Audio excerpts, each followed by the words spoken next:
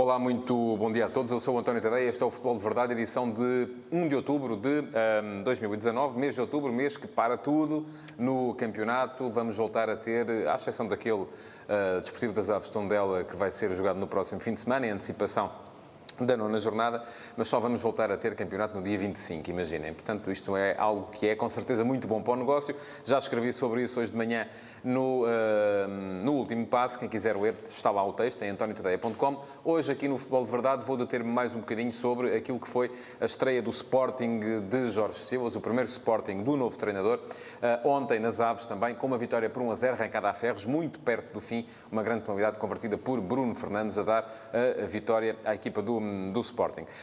Vou falar daquilo que foi o jogo de ontem e daquilo que eu acho que pode vir a ser o Sporting de Silas, se os resultados forem ajudando, porque uma coisa é aquilo que o treinador tem em mente, outra coisa é aquilo que ele consegue pôr em prática se tiver resultados a condizer, porque se não os tiver, com certeza a contestação vai aumentar e a partir daí começa a jogar-se para aquilo que se pode e não aquilo que se quer. Não se esqueça que pode deixar perguntas na caixa de comentários. No final vou responder a uma dessas perguntas, aquela que for selecionada pela equipa que produz este Futebol de Verdade. Portanto, pode ser sobre este tema, pode ser sobre outro tema qualquer, desde que seja futebol, evidentemente, mas não tem que ser necessariamente sobre o jogo do Sporting de ontem, até porque vou deter-me bastante sobre ele e, portanto, seria se calhar mais interessante falar sobre outros assuntos depois na fase fora da ordem do dia. Mas bom, vamos lá então.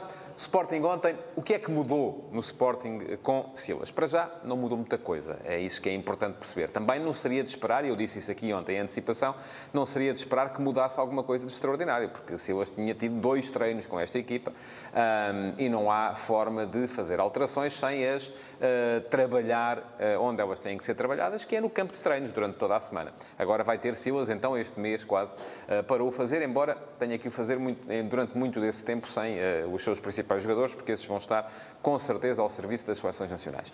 Mas ontem aquilo que se viu foi um Sporting com uma preocupação sobretudo defensiva, e por alguma razão foi o primeiro jogo da época, contando jogos oficiais e jogos de pré-temporada, em que o Sporting não sofreu golos. Podia tê-los sofrido, ainda assim, porque não vou aqui dizer que a exibição do ponto de vista defensivo foi imaculada, não foi, tirem daí a ideia, simplesmente parece-me que houve uma maior preocupação e imagino que o treinador tenha chamado muita atenção dos jogadores para isso, para a disciplina no posicionamento, sobretudo em momentos de organização defensiva, mas também para a dose de risco em momentos de organização ofensiva, porque isso depois se via na forma como a equipa perdia bolas e era apanhada em transição, em ataques rápidos e contra-ataques, que a deixavam muitas vezes exposta, sobretudo com a projeção dos laterais.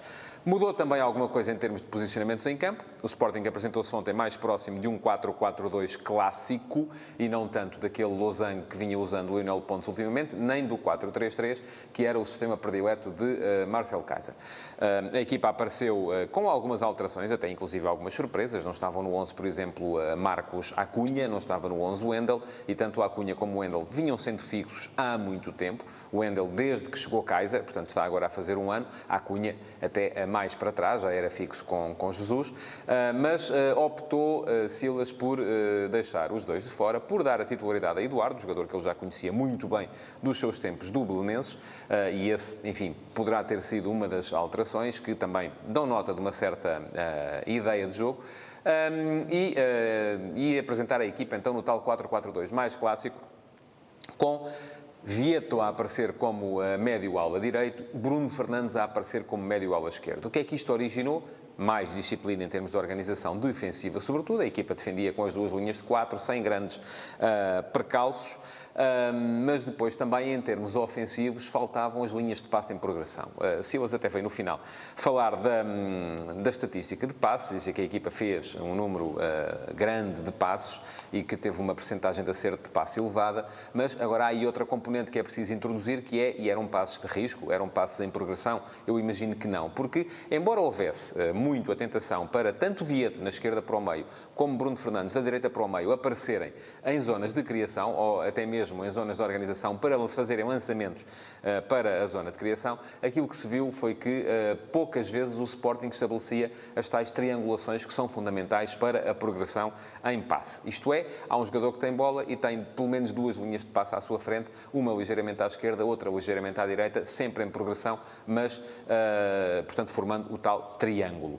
Isso pouco se viu e teve muito a ver também com o posicionamento da equipa em campo e com o facto de ela ainda não ser capaz de interpretar com certeza aquilo que vão ser as dinâmicas que Silas quer para ela. Depois, na frente, Ressé e Bolasie, dois extremos de origem, a tentarem jogar como pontas de lança, a explorarem muito os corredores laterais também. Mas era-lhes pedido que aparecessem mais também no corredor central, sobretudo Bolasie, para serem eles os jogadores que apareciam em zonas de finalização. E isso nem sempre funcionou bem, aliás, funcionou quase sempre mal. Pode ser por uma de duas razões, ou porque o Sporting, de facto, não progredia e não conseguia ligar o jogo de forma a entrar na zona de criação, e eu, por zona de criação, chamo a zona entre as linhas defensivas do adversário, que também estavam muito recuadas, é preciso dizer. O Aves nunca quis pressionar a saída de bola do Sporting e optou quase sempre por meter um bloco baixo ou médio baixo. E, assim sendo, aquilo que se viu foi o Sporting a rematar muitas vezes de longe. Aliás, na primeira parte, há uma bola do Aves na barra, há uma bola do Sporting na barra. A do Aves, numa bola parada, um pontapé de canto, que tem sido um dos pecados maiores do Sporting em termos defensivos. A do Sporting, num remate a 35, 40 metros, porque, de facto, não havia capacidade do Sporting para ligar o jogo para dentro da tal zona de criação. E então, o Eduardo, aquilo que fazia era pegava na bola, ia progredindo, porque o bloco baixo do adversário lhe permitia, ia progredindo até chegar ali a meio do meio-campo e vai daí, chutava, tendo inclusive chegado a acertar na barra da baliza de Bonardo. O Sporting melhorou à medida que o jogo ia decorrendo, melhorou nomeadamente com as entradas de Luís Filipe, de Marcos Acunha e também do Wendel na ponta final do jogo. E foi um bocado por isso também, e foi depois com, sobretudo, as melhorias à esquerda, porque a Acunha dá à equipa uma projeção ofensiva que Borja não dá, que a equipa ainda conseguiu, num forcing final, chegar ao golo. Um penalti tão indiscutível como desnecessário, não só de Bonardo, que Bonardo vai abalroar Bolasie, mas há também um jogador, o defesa central da equipa do Aves, que agarra o avançado do Sporting pelo pescoço.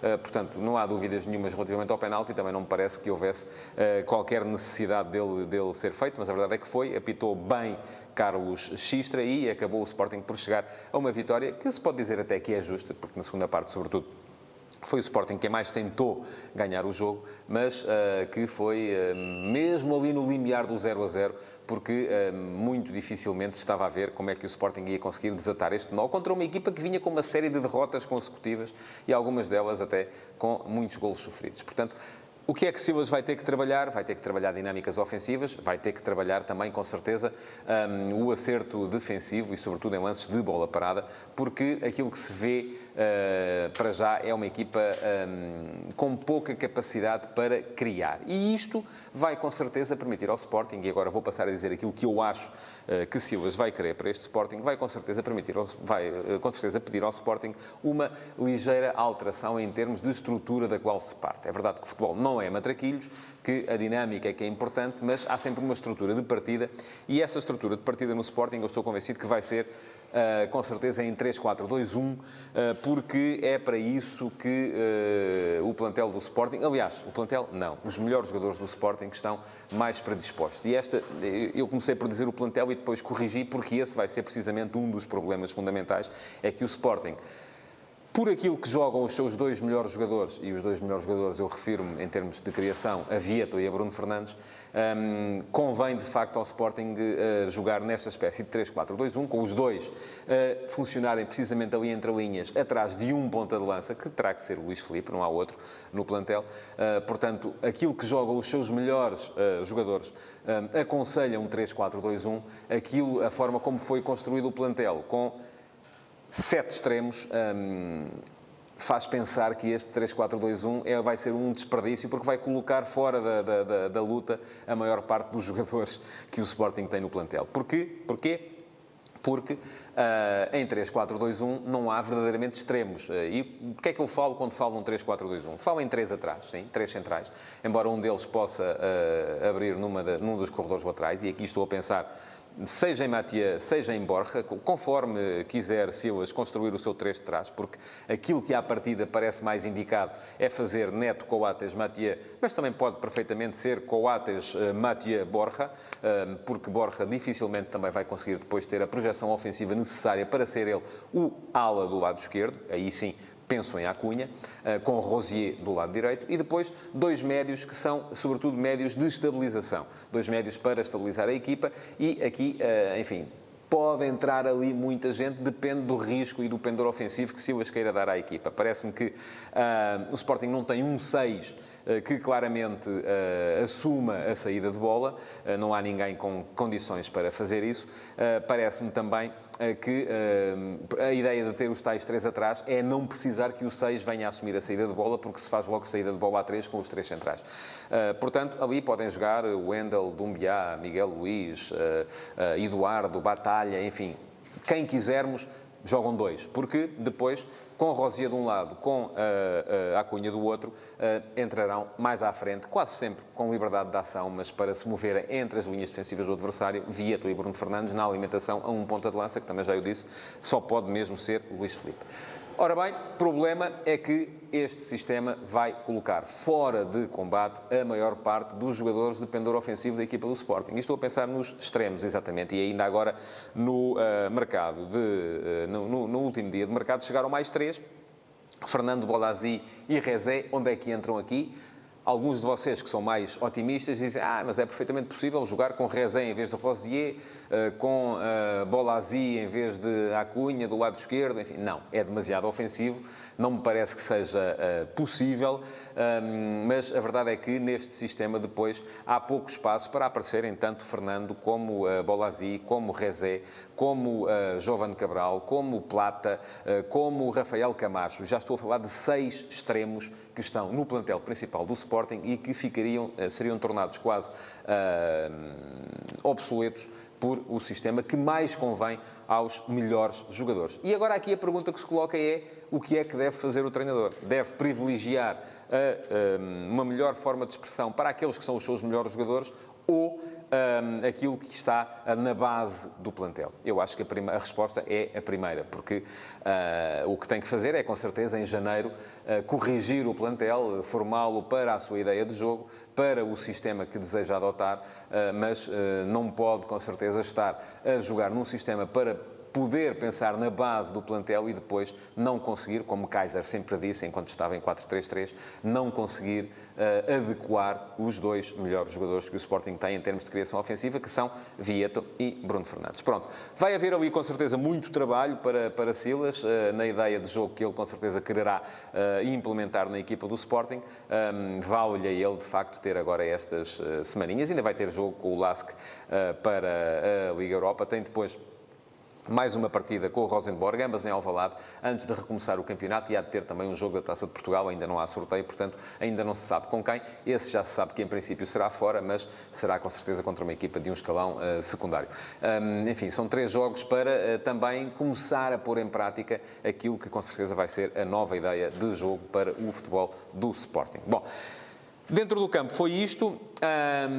No final, e eu já vou fazer só este parênteses para vos explicar, porque já disse aqui algumas vezes que não gosto de misturar crónicas de jogo com análise à arbitragem. E muitos de vocês indignam-se com isso, porque vêm dizer que não, que a arbitragem faz parte do jogo. É claro que faz, mas uma coisa é explicar o jogo, outra coisa é comentar a arbitragem. Eu, nas crónicas, acho que o jogo tem que ser explicado ou pelo menos relatado.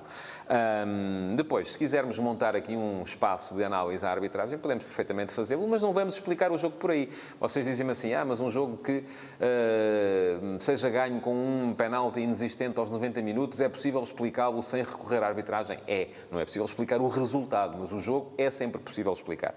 E ontem, o Augusto Inácio, no final, veio dizer, aquilo que ele teve para dizer sobre o jogo foi, sobretudo, que Doumbia tinha passado o jogo a dar fruta, a distribuir fruta, e, no entanto, não tinha visto o cartão amarelo. Fomos ver as estatísticas.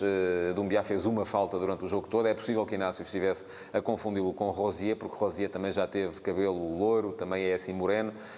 Enfim, Rosier, esse sim, fez 5 faltas e viu um cartão amarelo, precisamente na última dessas 5 faltas.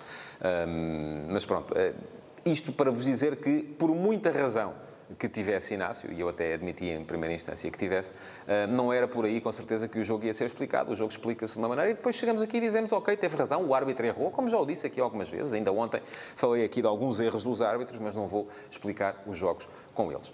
2 pequenas notas ainda para falar daquilo que foi A intervenção de ontem de Rui Gomes da Silva, o já anunciado candidato da oposição a Luís Filipe Vieira no Benfica, parece-me cedo, mas Rui Gomes da Silva não conseguiu resistir àquilo que lhe pareceu ser uma oportunidade de ouro, apareceu, avançou, já disse que sim, que vai ser com certeza candidato. Parece-me difícil Rui Gomes da Silva manter a sua candidatura no topo da agenda durante um ano, porque é isso que falta ainda para as eleições do Benfica, vão ser em outubro de 2020.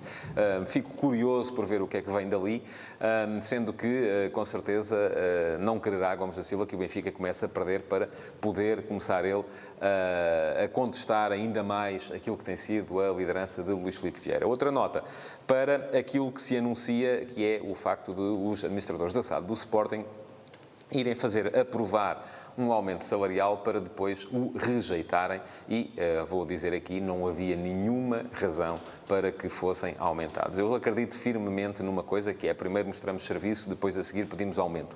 E a verdade é que esta SAD do Sporting, por muito que eu acho que até pode ser mais bem paga e que para ter bons decisores, bons administradores, é preciso ter bons salários, porque senão as melhores pessoas não vão para ali, vão para outros sítios.